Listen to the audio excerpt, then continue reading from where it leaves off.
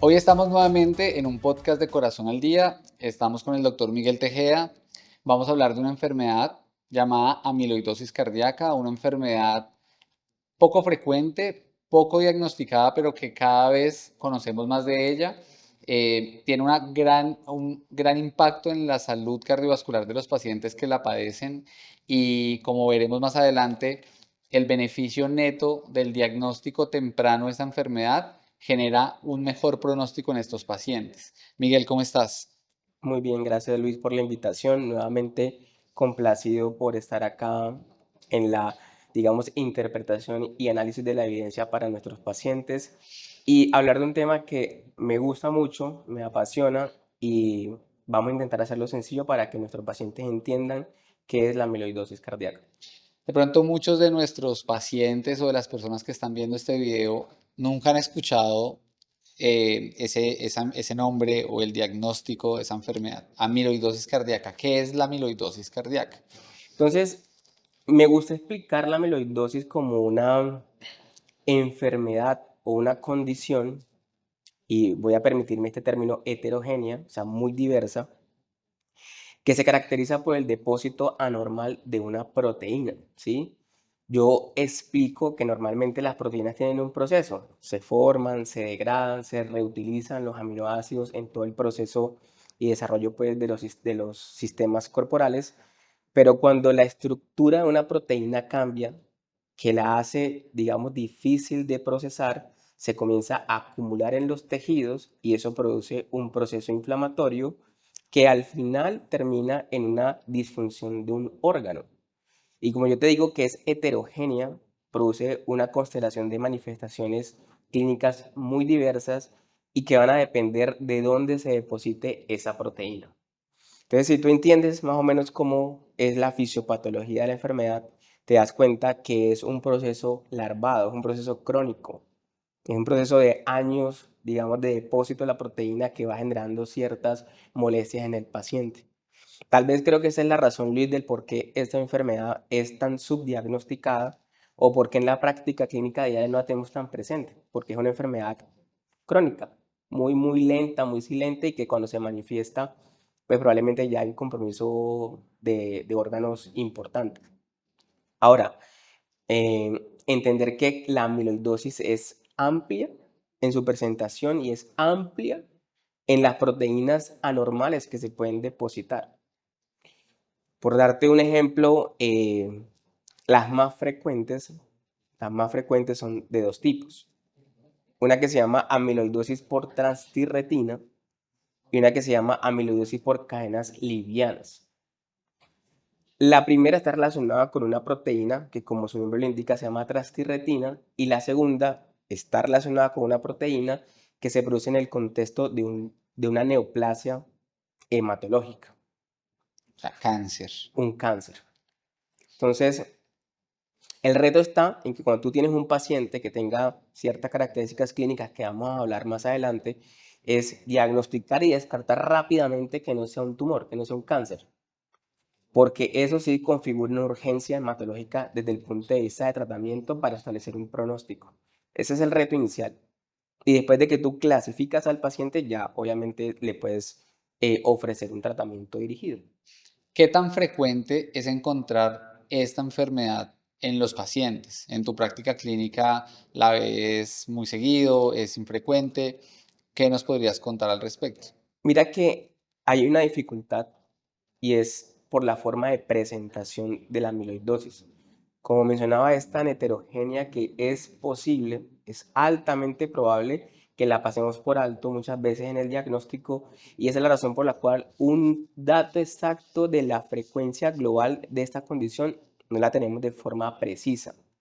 Hay muchos estudios observacionales de diferentes contextos clínicos donde podríamos decir qué tan frecuente podría ser la amiloidosis. Por darte un ejemplo, aproximadamente 2 de cada 10 personas que tienen una estenosis aórtica podrían tener amiloidosis.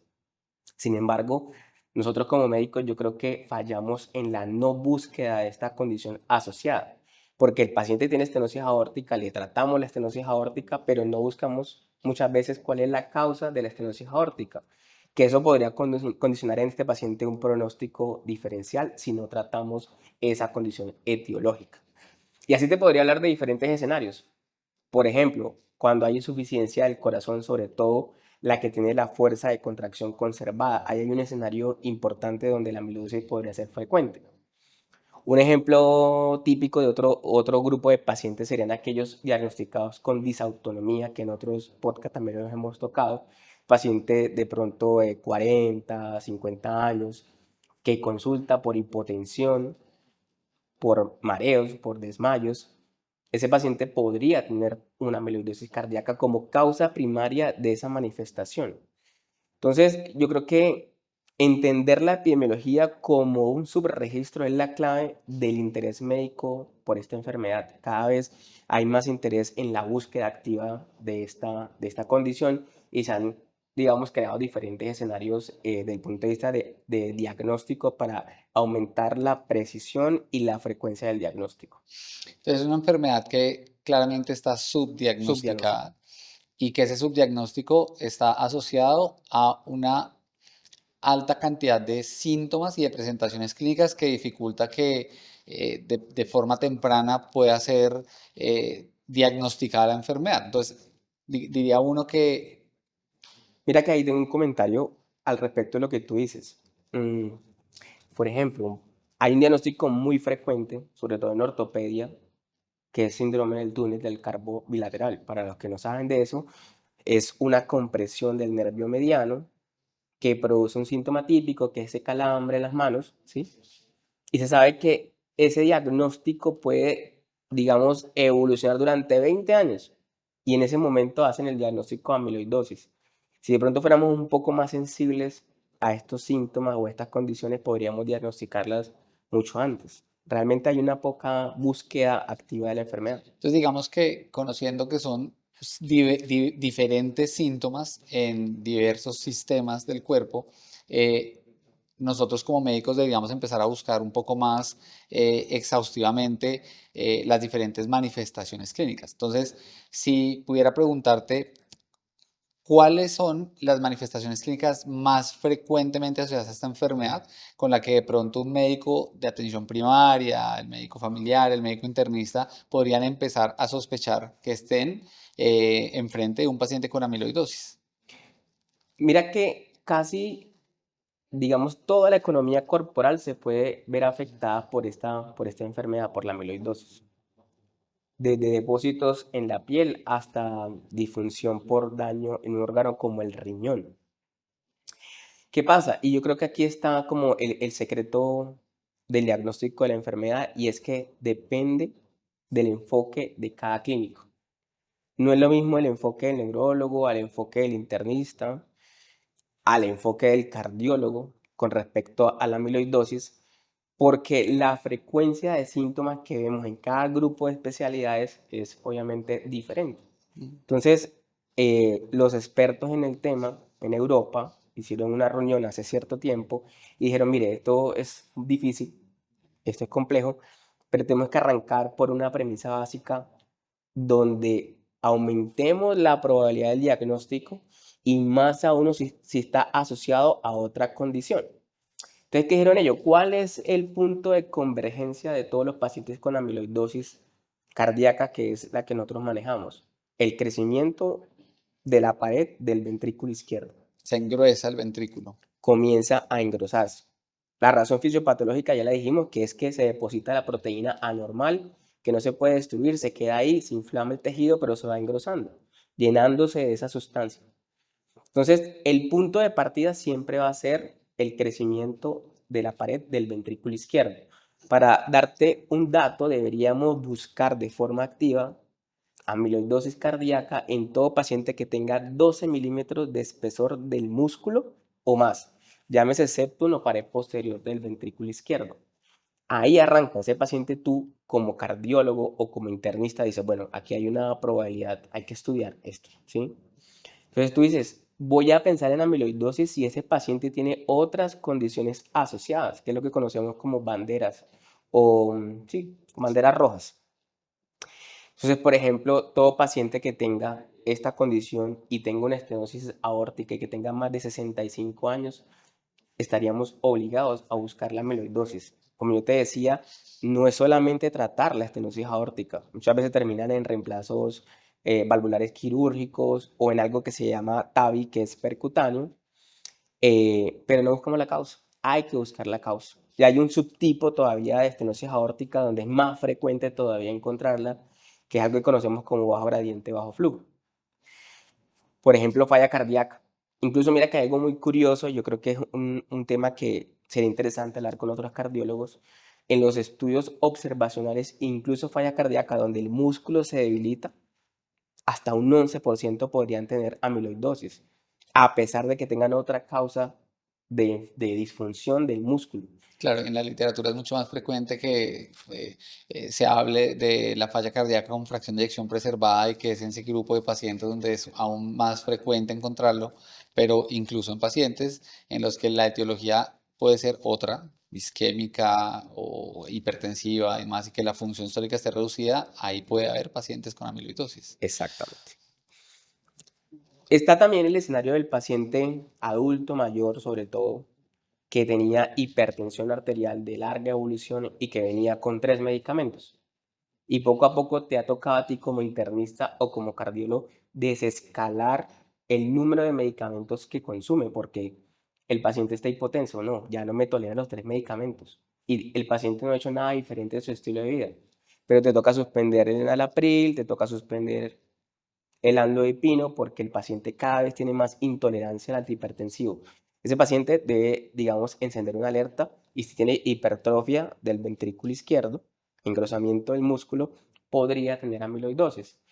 El escenario, digamos, similar sería el paciente, como yo te decía, 30, 40, 50 años, que debuta con ese mareo, con esos desmayos, y donde tú consideras clínicamente que tiene disautonomía, podría también ser un grupo de pacientes interesantes para descartarle esta condición. Otras alteraciones, por ejemplo, desde el punto de vista ortopédico, ya te había mencionado el túnel del carpal, sobre todo si es bilateral. Incluso esta, digamos, esta manifestación ortopédica puede anteceder 20 años al compromiso cardiovascular. La primera manifestación Podría ser. la termina viendo el ortopedista. Si no hay una sospecha clínica, el paciente probablemente avanza en su enfermedad y el diagnóstico se hace tardíamente.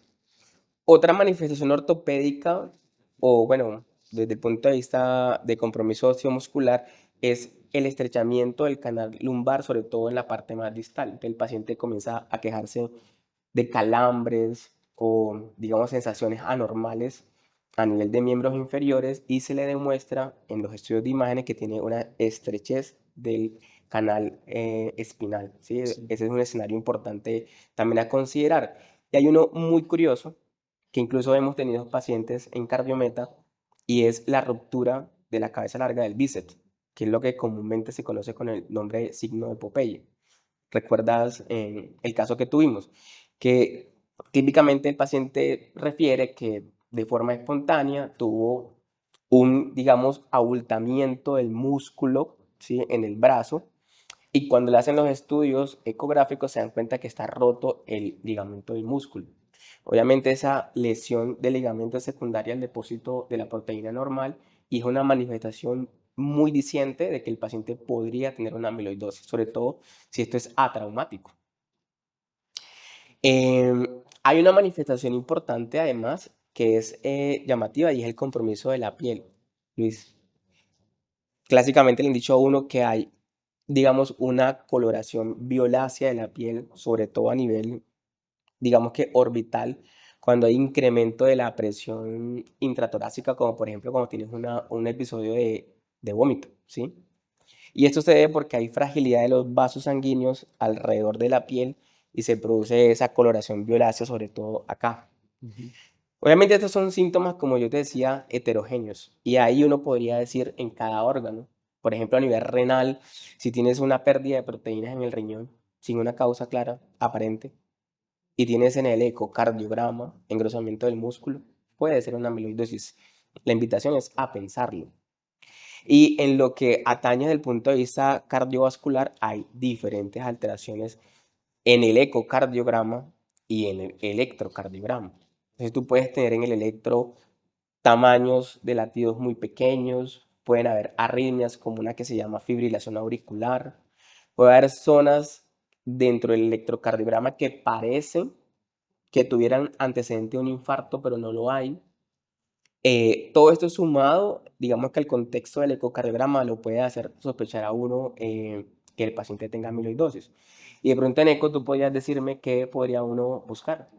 Mira que hablando, antes de irnos a los estudios diagnósticos, eh, con todo lo que nos cuenta se resalta entonces la importancia que probablemente un médico de atención primaria, un médico familiar, un médico internista, que es quien tal vez ve el paciente como un todo, pueda sospechar de forma temprana esta enfermedad, porque mira que probablemente si hay una lesión en piel, el paciente lo termina viendo el dermatólogo, si el paciente tuvo una ruptura en el tendón, entonces solo lo abre el ortopedista y tal vez cada uno empieza a manejar como individualmente cada síntoma o cada manifestación y no se reúnen todos esos criterios diagnósticos que a la final es lo que en lo cual puede generar un diagnóstico un poquito más temprano.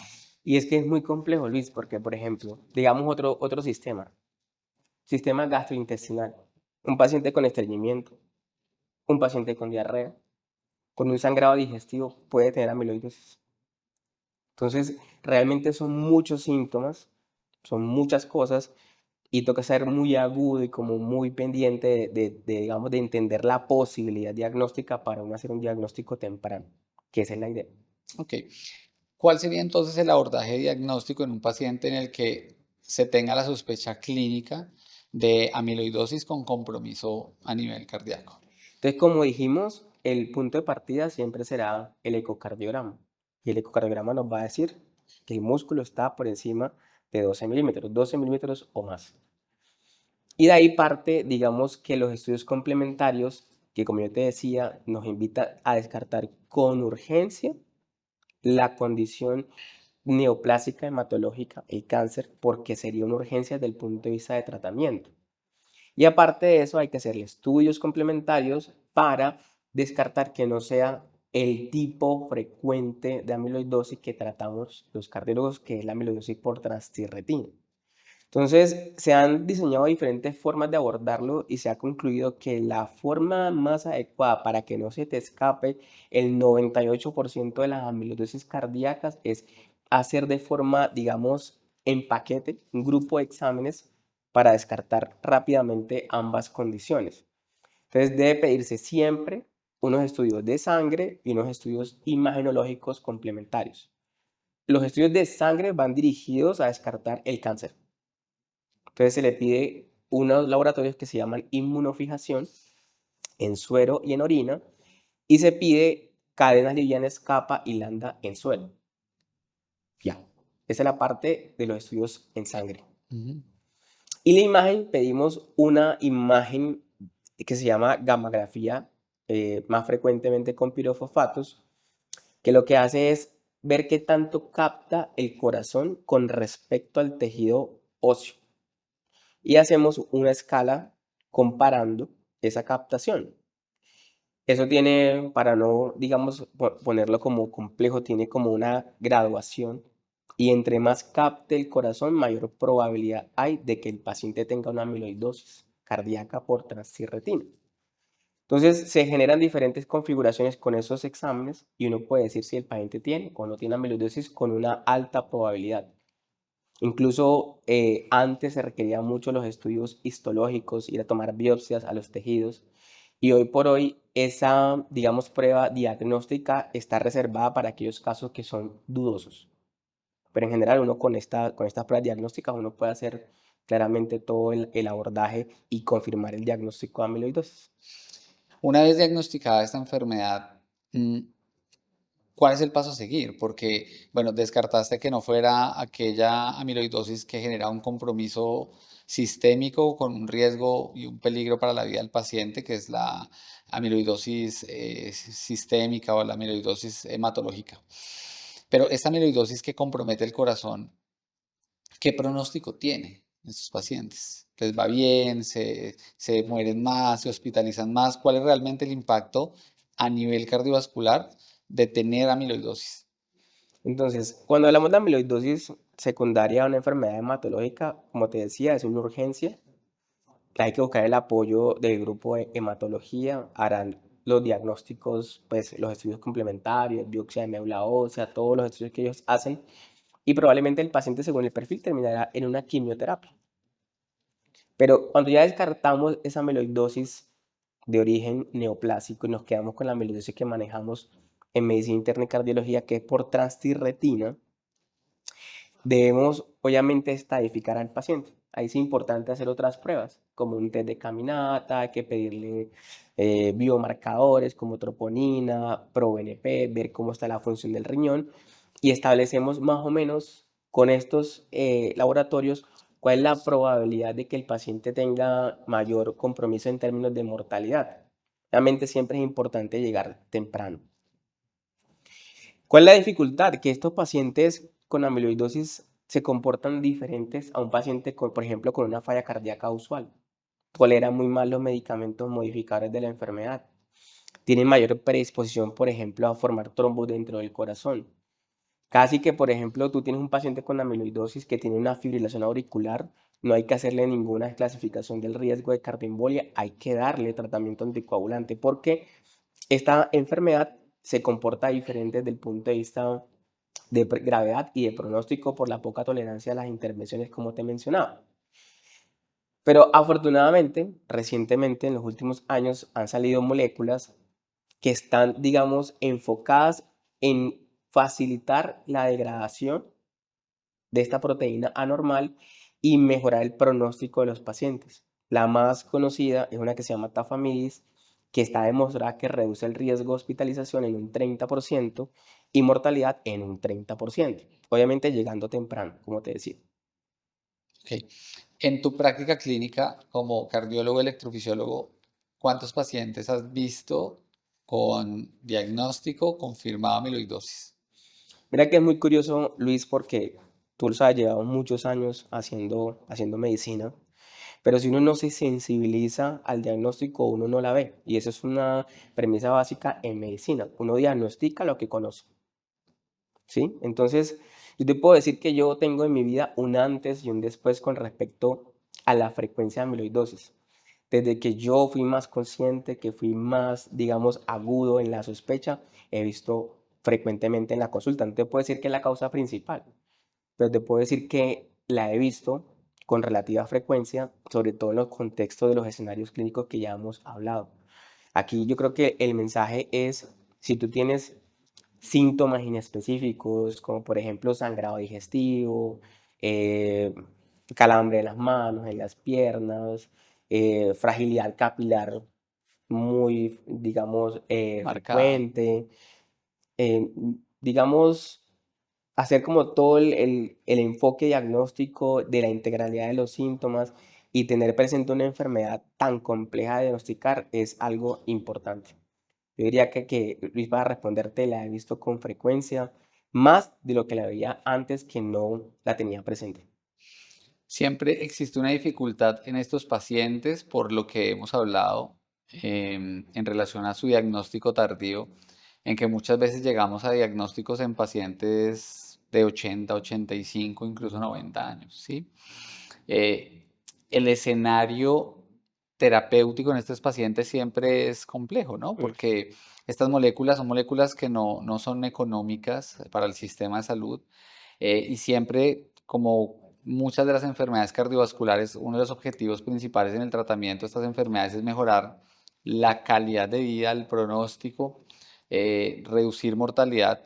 Pero en este grupo de pacientes mayores de 80 años a veces no es tan Mm, fácil sopesar esa balanza. mm. En tu experiencia, ¿cómo abordar ese tema del tratamiento en pacientes ya octogenarios? Yo creo, Luis, que ahí la clave es un tema como todo en medicina y es ser, eh, yo creo, Luis, que ahí la clave es individualizar al paciente. Siempre uno debe ajustar todas las probabilidades terapéuticas al escenario concreto del paciente que tienes al frente. No es lo mismo un paciente que tenga, por ejemplo, no sé, 85 años con una alta fragilidad, un paciente dependiente, con reducción de la masa muscular, que está multimedicado, con falla renal. Si un paciente que tiene muy mal pronóstico, yo diría que de pronto en ese escenario el tratamiento debe ser dirigido a control de síntomas y no tanto terapia modificadora de la enfermedad.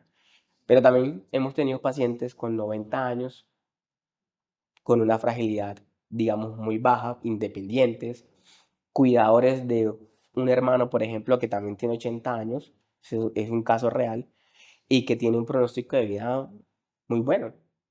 Que ese paciente, a pesar de que tiene 90 años, pues se merece el tratamiento modificador de la enfermedad.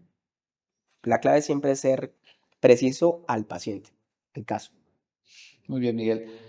Danos un último mensaje, sobre todo para los médicos de atención primaria, el médico internista, el médico familiar, eh, dado que son en la mayoría de los casos este personal de salud los que primero tienen acceso a estos pacientes. Yo creo que el mensaje a casa para los médicos son dos cosas.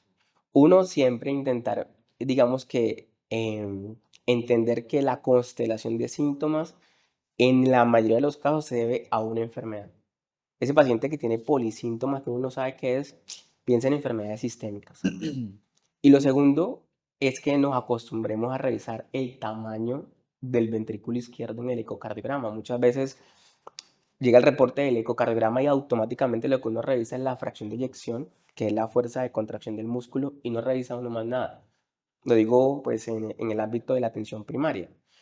Mi invitación sería que nos acostumbremos a revisar el grosor del septum y la pared posterior. Si tiene 12 milímetros o más, piensen cuál es la causa de eso. Incluso para los médicos de atención primaria en los que a veces, mira que el acceso al ecocardiograma de pronto no está tan a la mano, el electrocardiograma es, como lo dijiste al inicio, una Mm, herramienta útil útil. y de fácil acceso para poder desde allí iniciar una sospecha clínica en este tipo de pacientes. En el electrocardiograma, Luis, ¿qué sería importante? Revisar que no tenga, por ejemplo, bajo voltaje, que es que la amplitud de la onda sea menor de 5 milímetros en derivadas frontales, por ejemplo. Ese paciente que tiene fibrilación auricular, que tiene una onda que parece un infarto, pero no tiene antecedente de cardiopatía isquémica ni documento de la misma. Si es un electro, digamos que anormal en un paciente sin antecedentes, cuestiones el por qué. Ese es como el mensaje. ¿Cómo involucramos a los otros especialistas? ¿Cómo involucramos al ortopedista? ¿Cómo involucramos al neurólogo? ¿Cómo involucramos para lograr hacer un diagnóstico más temprano? Ellos, entiendo, muchas veces solucionan tal vez la patología por la cual el paciente consulta, pero de pronto no hay un abordaje Yo creo que ese es un sistémico. reto, ese es un reto que tenemos los médicos, ¿sí? En cada vez más trabajar de forma conjunta, generando como red de apoyo y sensibilizando a los diagnósticos. Vale la pena generar trabajos, por ejemplo, con ortopedistas y decirles, pues, que es túnel del carpo bilateral. Es importante que le hagan un chequeo desde el punto de vista cardiovascular y pensarlo si tiene otro síntoma. O, por ejemplo, si tienen rupturas de la cabeza larga del bíceps, también es importante. Yo creo que la clave acá es entender que esto es multidisciplinario y que cada vez más toca involucrar a los especialistas en el enfoque amplio de la enfermedad. Miguel, muchas gracias. Mucho gusto.